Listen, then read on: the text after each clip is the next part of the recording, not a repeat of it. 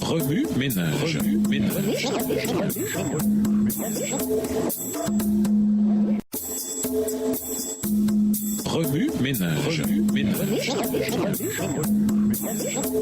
Bienvenue dans votre émission Remue ménage. Nous voilà à la leçon de dimanche. Béni pour être en bénédiction. Crie à pleine voix. Lisons Ésaïe 58, le verset 1. Ésaïe 58, verset 1. Crie à plein gosier, ne te retiens pas, et élève ta voix comme une trompette, et annonce à mon peuple ses iniquités, à la maison de Jacob ses péchés. Dieu appelait Israël à être en bénédiction aux nations environnantes.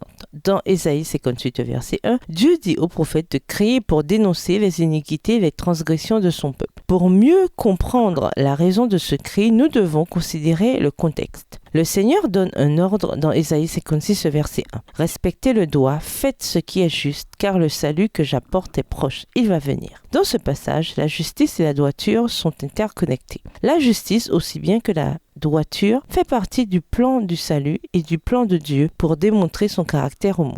Cela mène à la condamnation des dirigeants d'Israël, car ils n'avaient pas répondu à l'appel de Dieu. Ésaïe 57 énumère leurs actes impies, dont le suivant. Les fidèles sont mis à mort sans que personne s'en soucie. Ésaïe 57, verset 1. Les dirigeants d'Israël amenèrent les enfants de Dieu à oublier complètement leur obligation morale envers le monde et la bénédiction qu'ils devaient être pour lui. Une fausse religion. Lisons Ésaïe 58, les versets 1 à 5.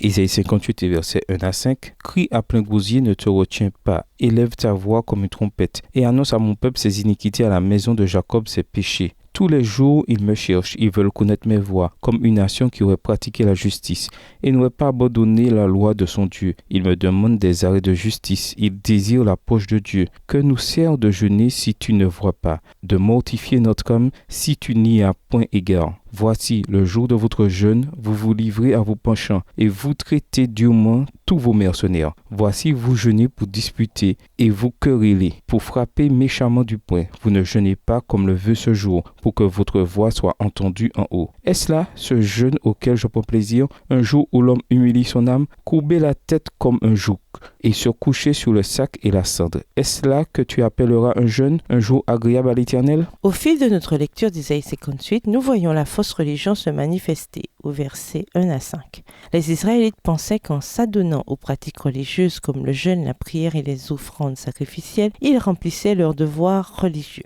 À certains égards, ils le remplissaient, certes, mais leur religion restait superficielle parce qu'ils n'exerçaient ni la justice ni la droiture et par conséquent ne présentaient pas la justice de Dieu au monde. Le jeûne que Dieu désirait consistait à exercer la justice et la miséricorde envers les nations environnantes. Dieu leur demanda quel était le jeûne tel qu'il l'aimait, au verset 5.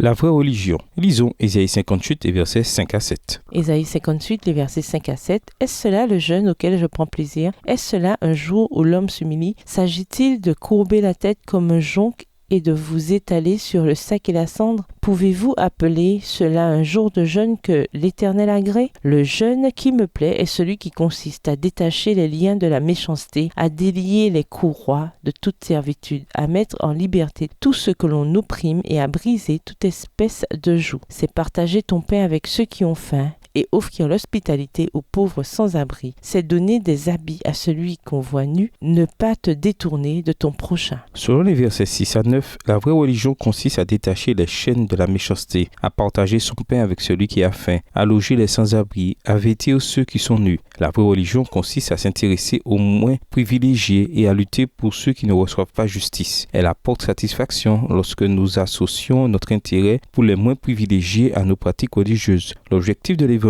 et du plan du salut consiste à combiner la justice et la droiture. C'est ainsi qu'Israël serait en bénédiction au monde. Dès que l'on fait l'expérience de l'évangile et qu'on en fait la démonstration, le monde voit la gloire du caractère de Dieu. La gloire de Dieu. Lisons Ésaïe 58 et versets 8 et 9. Ésaïe 58 et versets 8 et 9. Alors ta lumière poindra comme l'aurore et ta guérison germera promptement. Ta justice marchera devant toi et la gloire de l'Éternel t'accompagnera. Alors tu appelleras et l'Éternel répondra. Tu crieras et il dira me voici. Si tu éloignes du milieu de toi le joug, les gestes menaçants et les discours injurieux. Lorsque le peuple de Dieu combine son jeûne religieux avec son expérience religieuse, le caractère de Dieu est révélé au monde.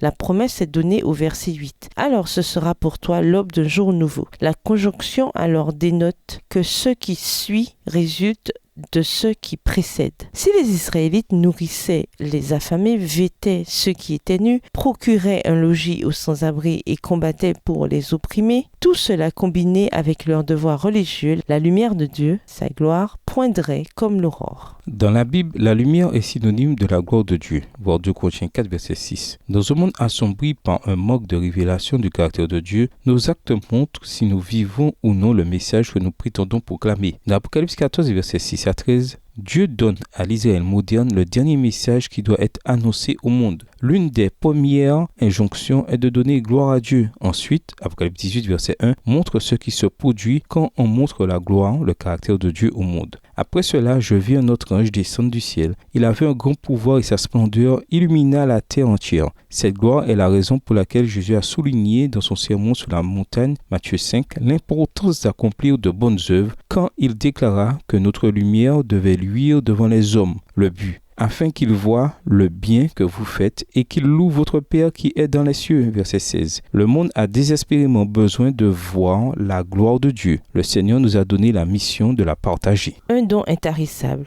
Lisons Proverbe 11, verset 25.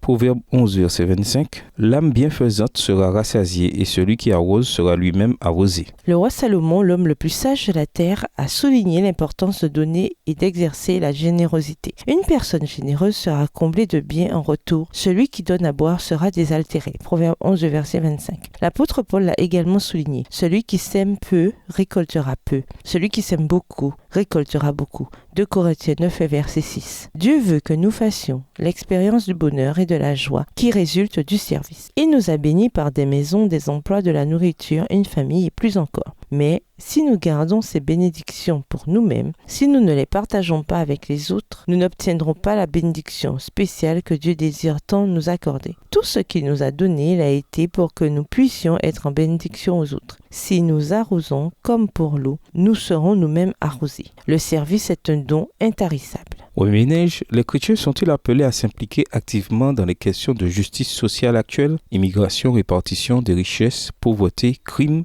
etc. Vous est-il déjà arrivé de faire un détour pour aider quelqu'un, bien que cela semblât être un inconvénient? Qu'avez-vous ressenti ensuite? Au revoir. Et à demain si Dieu veut. Remue ménage. Remue ménage.